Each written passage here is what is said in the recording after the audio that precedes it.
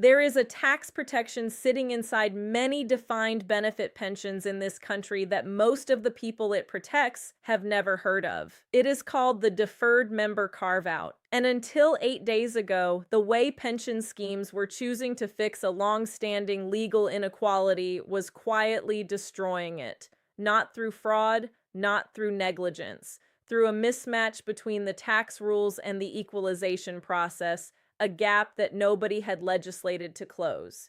HMRC published draft regulations to fix that gap on the 8th of June, 2026. The consultation window closes on the 13th of July, 2026. And the protections, if the regulations are confirmed, will take effect from the 6th of April 2027. Before I go further, I need to address the two reasons most people watching this will already be thinking about leaving. If you have a final salary pension from a job you left years ago, you might think, this sounds like something for pension professionals, not me. And if you are already drawing your pension, you might think, GMP equalization. That's all been dealt with. Nothing changes for me now. Both of those instincts, in this case, point you away from something worth understanding. So stay with me, because the people most directly affected by this change are the people least likely to know it exists. The former employees sitting on a deferred defined benefit pension they have not thought about in years. If you find this kind of clear explanation of what is genuinely changing in UK pensions useful, subscribe now. It costs nothing, and it is the only way this channel reaches you when the next change lands. To understand what HMRC is protecting and why it matters, you need to understand two things: what a guaranteed minimum pension is, and what the deferred member carve-out does. Neither of them is complicated once they are explained plainly. Between 1978 and 1997, many employees in this country were automatically removed from the state earnings-related pension scheme, SERPs, through something called contracting out. Their employer's defined benefit pension scheme took on responsibility for providing them with a pension broadly equivalent to what SERPs would have paid. That guaranteed floor was called the Guaranteed Minimum Pension, the GMP. If you worked for an employer with a contracted out defined benefit pension scheme at any point between 1978 and 1997, there is a chance your pension contains a GMP element. You may never have been told that explicitly. It is simply part of how those schemes were structured. Now, the rules that governed how GMP was calculated were different for men and women, because they were linked to the old state pension, which itself had different ages for men and women. Men's GMP was calculated on a different basis to women's, and the age at which it became payable was different too. That inequality was allowed to stand for many years. Then, in October 2018, the High Court ruled in a case involving Lloyd's Banking Group that pension schemes were under a legal duty to equalize benefits for the effect of those unequal GMPs, covering the period from the 17th of May 1990 to the 5th of April 1997. Every defined benefit scheme in the country that operated on a contracted-out basis during that window has, since 2018, been working through the process of correcting that inequality. That process is called GMP equalization.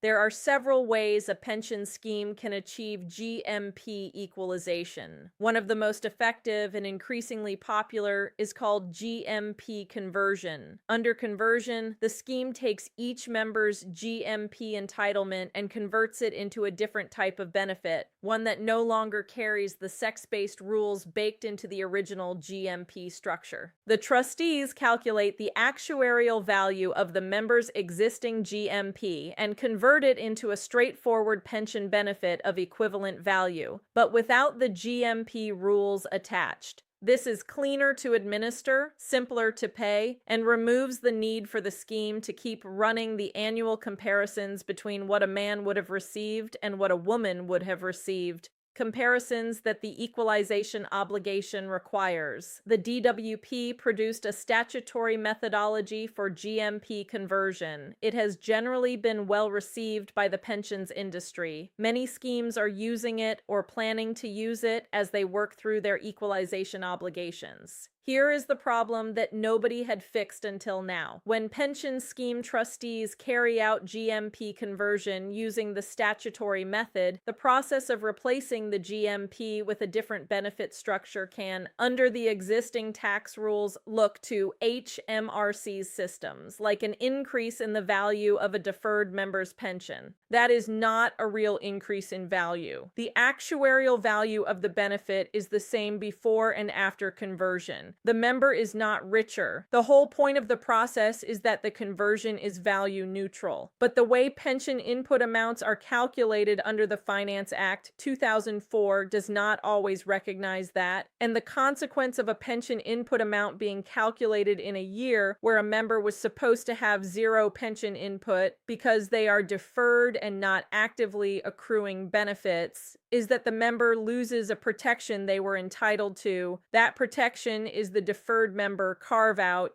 The deferred member carve-out is a provision in the Finance Act 2004 that says, in plain English, if you are a deferred member of a defined benefit or cash balance scheme and your benefits are not growing beyond certain permitted rates, you are treated as having zero pension savings for annual allowance purposes in that arrangement.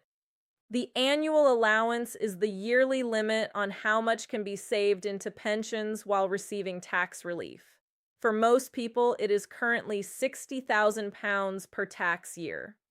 If you are a deferred member covered by the carve-out, your deferred defined benefit pension does not count towards that limit at all. It sits outside the annual allowance calculation entirely. That matters particularly if you have another pension arrangement, a current employer's scheme, a SIPP, where you are actively contributing. Without the carve-out, the value of your deferred defined benefit entitlement gets counted alongside everything else. And that can tip people into an annual allowance charge they were not expecting and should not be facing. Here is the situation. HMRC's draft regulations published on the 8th of June 2026 are designed to prevent. A pension scheme decides to equalize using GMP conversion. A deferred member has their GMP converted into an ordinary benefit of exactly the same actuarial value. Nothing has actually increased. But under the existing tax rules, the mechanical process of conversion, changing the structure of the benefit, can be treated as triggering a pension input amount. That pension input amount, which should be zero because the member is deferred and nothing of real value has changed, instead counts as a positive figure. The carve-out, which should protect this member from annual allowance calculations on their deferred pension, is lost, and the member faces an unexpected annual allowance tax charge on pension growth that never actually happened. HMRC's own language in the consultation document published on the 8th of June describes the problem directly. Certain deferred members may lose their deferred member carve-out protection and face unexpected annual allowance tax charges. The draft regulations fix this by amending the Finance Act 2004 so that where GMP conversion takes place, the value of converted rights is disregarded for annual allowance purposes. The protection is maintained regardless of which equalization method the scheme uses. The change applies to defined benefit and cash balance arrangements, and if confirmed after the consultation closes on the 13th of July 2026, it will have effect from the 6th of April 2027. Let me give you a person to place this in.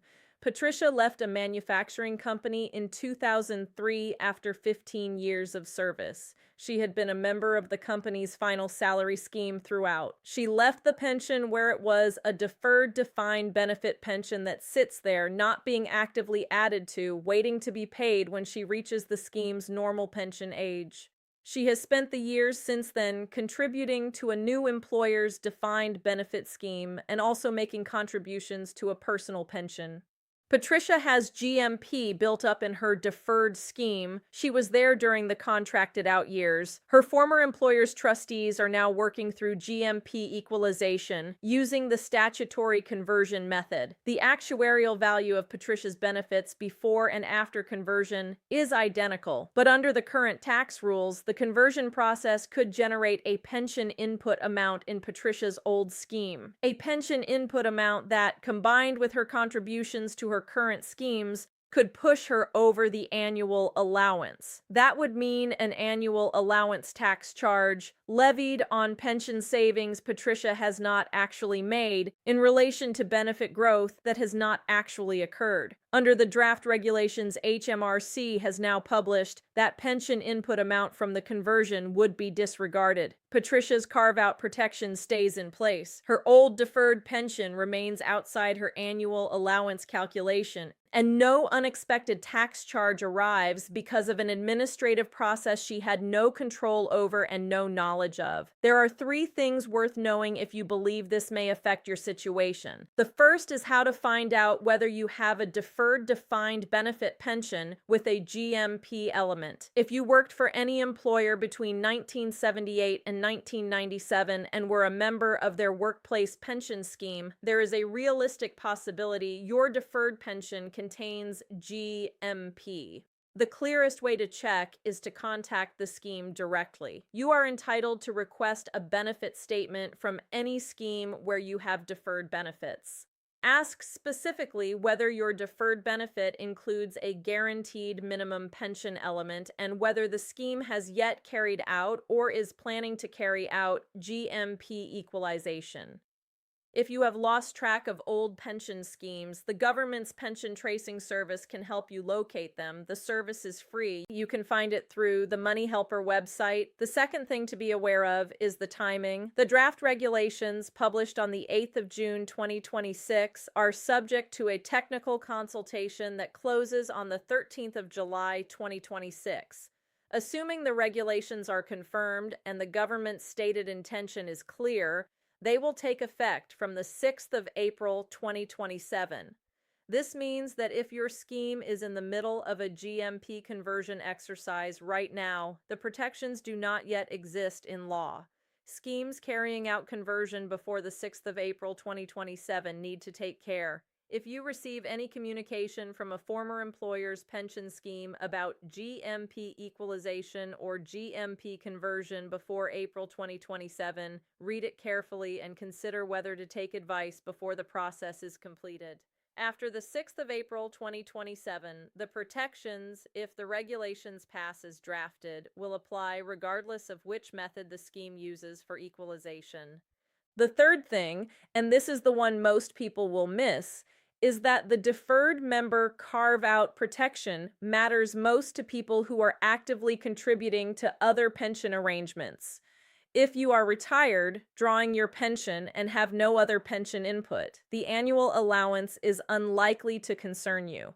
But if you are still working, still contributing to a current employer's scheme or a SIPP, and you also have a deferred defined benefit pension from years ago, that combination is precisely where the tax charge risk sits. The higher your current contributions, the more the carve-out matters. And if your total pension input in any given year, including any inadvertently triggered input from a conversion exercise, pushed you above the current annual allowance of £60,000, you would face a charge on the excess at your marginal income tax rate. That is a real number levied on paper growth rather than actual wealth.